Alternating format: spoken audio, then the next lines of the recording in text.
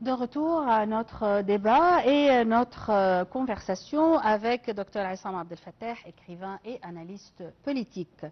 Le président français Emmanuel Macron a annoncé aujourd'hui que la France va organiser avec le Royaume-Uni dans les prochains jours une conférence avec les pays prêts à contribuer à une mission maritime internationale visant à garantir la liberté de navigation dans le détroit d'Ormuz.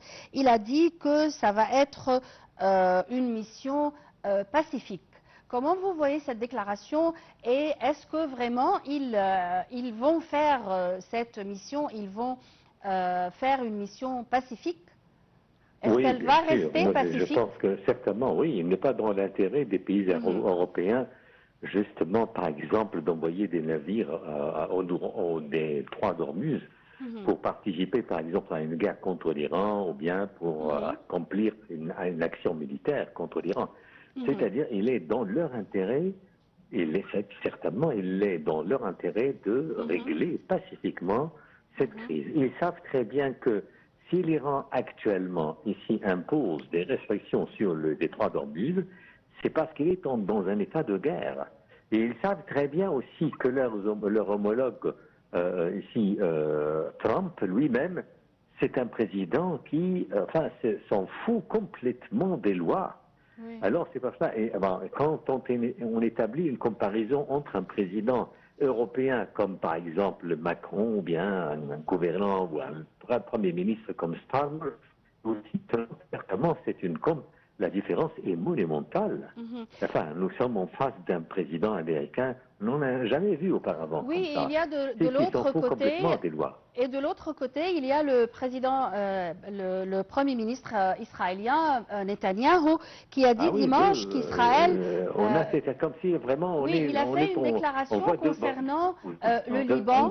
Hier, il a dit qu'Israël a contrecarré la menace d'une invasion du Liban, tout en ajoutant que la guerre continue, y compris dans la zone de sécurité au Liban. Comment peut-on comprendre cette déclaration? Ah non, c'est-à-dire qu'il dit n'importe quoi parce qu'il veut occuper davantage de terre. Il a simplement, il a instauré une zone tampon qui peut empiéter sur le territoire libanais et avancer sous prétexte qu'il y a toujours un danger maintenant de Hezbollah. Hezbollah, il ne se trouve pas seulement au sud du Liban, il a des adeptes partout au Liban. Alors dans ce cas, il va occuper tout le Liban et on sait très bien qu'aussi le Liban se trouve vraiment, c'est un pays qui souffre énormément. Oui, Netanyahou a fait ces déclarations en se promenant dans le sud du Liban. Ah bien sûr. Ce qui est vraiment bizarre aussi, c'est que les pays européens eux-mêmes maintenant protestent, puis après protestent, dénoncent, mais ils ont des mains complètement ici paralysées vis-à-vis de ce qui se passe. Et surtout la France, parce que la France quand même, il a fait beaucoup d'efforts diplomatiques, mais où sont les pays européens quand même? Je pense qu'ils auraient pu quand même faire quelque chose pour mettre fin à ça. Mais Netanyahou, certainement soutenu par par Trump, il continue justement ici à faire sévir cette guerre. Et que Trump, bien sûr, il a un autre intérêt à défendre aussi ici le Netanyahou, parce qu'il sait très bien que si le lobby israélien juif, pourrait peut-être le sauver de ce scandale qui l'entoure, scandale d'Epstein. Ça, c'est le problème. Oui.